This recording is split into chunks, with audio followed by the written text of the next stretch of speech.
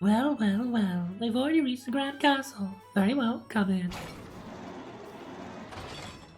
After endless slaughter. The Titans are too powerful! I am Dawn Witch Pecorino. You may consider me the glue that binds this kingdom together. Your presence here is an insult to His Majesty. How will you make amends? Oh, you're not humans. You're magical creatures? They're not humans! Are you certain you can win, Pecorino? Worry not, Your Majesty. My powers were gifted to me by an ancient witch. Thanks to her gift, I was able to take one of the eyes of the great sage. I will demonstrate the power that has made this magnificent grand castle more majestic than ever. Oh, it's showtime. Welcome to the very first boss in Labyrinth of Refrain. Here we have Witch Pecorino and her gnome army. I have 90 reinforcement, though I'm not really gonna use too much of it to begin with. This is the very first fight, even though it's actually in the second world, Astrom. In Campanula, you tend to go through 3 floors, in like sewer kind of area from the Well of Plaza. And you do talk to a couple of NPCs and the like, but really the worst of that is just getting through various hard fights, but not actually a boss. I think there is an optional boss available, and it's certainly above your abilities at that moment in time. But you do tend to go back through Campanula many times over. Anyway, back to this fight. We have a formation here of a front 3 and a back 2, though I can't for the life of me remember. It will be noticeable at the end of each turn whether we actually have formations fully operational at the moment. Now, the awesome thing about having a front 3 and a back 2 is that it will, when you have formations available, but I think that might be in the next world, Melm, give you heals across the board at the end of each turn on the front, on the Vanguard. And what I really like doing was switching the front middle from front to back, and you'll see that in a number of the fights as we go through this game. To choose between whether healing the front row and the back row. As you saw there, this is a pretty hard fight, and already one of our teammates are down in Riley Miller. I have named all the characters in my game here about various other characters, depending on the sprites that you see, and see who kind of like makes me think and inspired about other games that I've enjoyed in the past. Riley Miller, the one that's dead at the moment on the back, on the second Coven, is from Valkyrie Chronicles 4. You have from the left Lent Marslink from Atelier Ryza, who is an Aster Knight. Then you have the Mad Raptor class combined with that same class of Kazumi from P5 Royale in the second Coven. The third Coven is a Shinabushi, Vacheron from Resonance of Fate. The fourth Coven is a Theatrical Star and a Marginal Maze, that's it. The Marginal Maze, high DMP character combined, Primrose Hazelheart and Murakumo. Primrose from Octopath Traveler and Murakumo from Senran Kagura, because again the mask kind of reminded me of that character, and Primrose is a dancer, and Theatrical Star honestly operates quite a bit like a dancer in many ways. They rely on their evasion for one thing. And then on the far right we have, though behind my camera, the Pia Fortress character that I named after Danganronpa's Kiyotaka Ishimaru. We have use of some Donum, some healing Donum, some abilities to do things, but generally speaking, we're simply trying to weather the storm, keep everybody alive until we can beat the first of the 2 opponents we have here. Pecorino is going to be a lot harder to take down than the Gnome army, and if we can get rid of one, we can hopefully stabilize so that we're not losing characters like we just did. We have a whole bunch of options. We have a whole different Coven set. Now, you might know about this game, but the Coven formation is really important, and you cannot change it mid-fight. It's one of the things I really wish you could do, especially if I have certain Covens that I want healed more than others. Not even in between fights, when you are exploring, if you have Stockpile activated, can you switch around Covens. And all I want to do, basically, and what I'm hoping the sequel will provide, is to be able to switch the order of the Covens so that I can retain the formation whilst also benefiting the party members that need it the most. taking note of these different classes is really important because each class has its own weapon proficiency and it has its own stat growth. The Astronite is a DPS kind of character who specializes in lances and swords, so Lent here as well as Kasumi are both pierce damage units. They're defined by the purple square on the top left. Riley's unit is a Mad Raptor, which is more of a crossbow specialist, so they tend to have dual elements, magic and physical, in her case pierce and fog. Vacheron is Shinobushi, so they specialize in swords mostly, and they're doing slash damage most of the time. Marginal Maze is a magic user, so they specialize in lamps, which are two-handed weapons. Primrose, our theatrical star, they specialize in using bells, and they get health for back at the end of every turn for using a bell. However, I'm not entirely sure she's actually running a bell in this case because she's apparently running slash damage, which is denoted by the blue icon on the top left of her profile.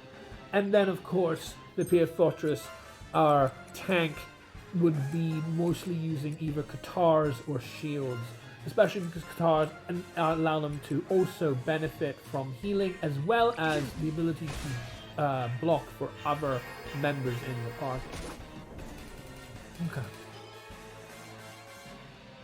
Okay! What are you gonna do about this, bitch? What are you gonna do about this? What are you gonna do? And we just beat the gnome army, which is really important, because now we can look to stabilize and win the end of the fight, and actually get to the upper hand. This is where the fight turns the tide into our favor, for sure. Unfortunately, we do not have a Vanguard heal, but we do have a regular heal in our Donums, so that's why we're using Riley and Kasumi and Coven 2 to heal up our Astronaut.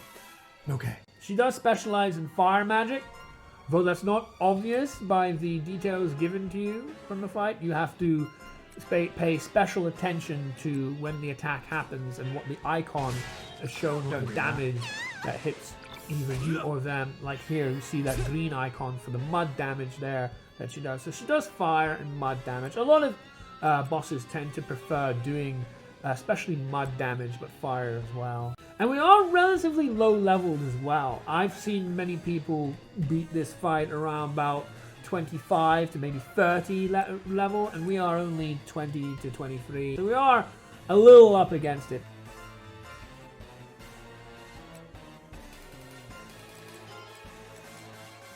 I don't know how many turns the guard is on for.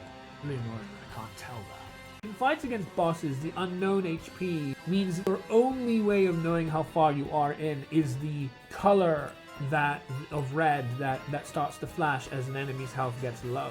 Wanting to up our defense just to shore up the end of the fight doesn't go anything wrong. Because at this point in the game, only something crazy like a crit or a gore hit might ruin us and cause a downhill spiral. And I really just want to avoid any things from going wrong. Here I go. Still does considerable damage, but as you saw there, because she did her magic first, we were able to get resonance value and increase the damage of our attack. Because in this game, you do have this sort of to and fro of magic in resonance as to how much damage you can inflict. And it all depends on the order of which the magic attacks happen. The first magic attack tends to provide resonance and stronger for the subsequent attacks after it. So, in effect, it rewards going slower and later than first.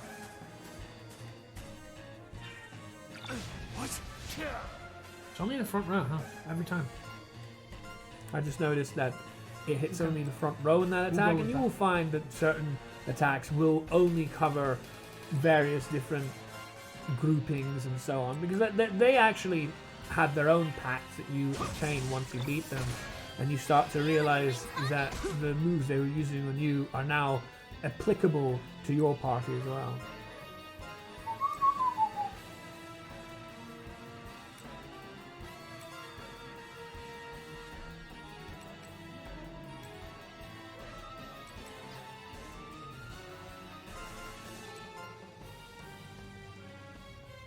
Of course, the type of damage also matters, and that's the difference between effective and ineffective forms of damage. You might notice, like, that's not effective because it's slash damage, whereas blunt damage is normal damage usually against most enemies. Blunt is fairly safe for not being ineffective or particularly effective. And then pierce is purple. See that kind of crazy gore hit there? That's the kind of thing I want to try and avoid. Especially because it now cuts the maximum amount of health and potentially other stats too of my Astrom. His max health now is going to be something like maybe 600 or so.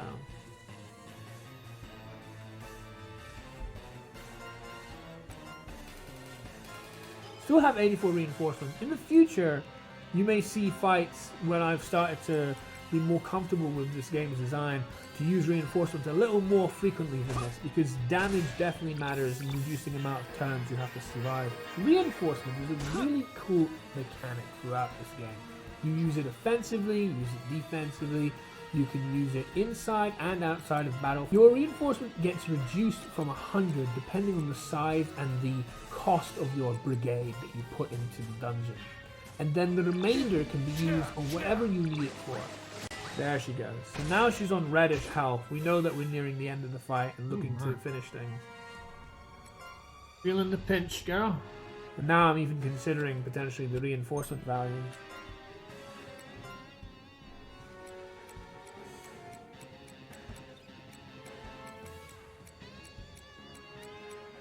Just looking to see if I have any items that could be of use. Maybe something to boost attack or something like that. There are definitely such things, but it's not necessarily the best way to go. Usually they have a drawback of some sort, like attack for defense or something like that.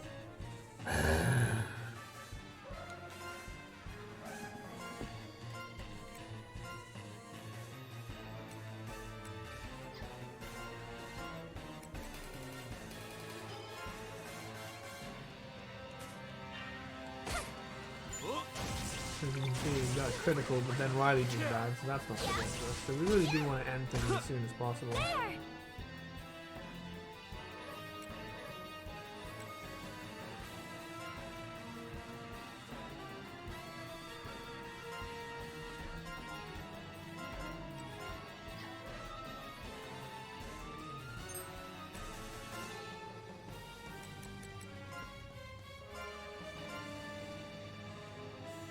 Our front vanguard, at least as far as I know, will do more damage than our rear guard, so it's better to make sure we use the rear guard to recover our lost members.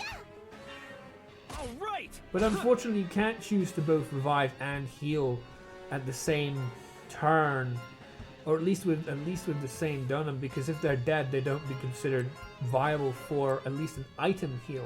You can potentially try and stack it so that someone uses an item and then someone else uses a magic heal, especially if one of the two characters in a two-person Coven is still alive. The game will allow you to do that. But it gets a little tricky in terms of turn order as to whether you can actually heal them up to a decent enough health so that they don't just immediately die again. That can be one of the biggest troubles with this game, is making sure you can revive characters without them having to be knocked out immediately after.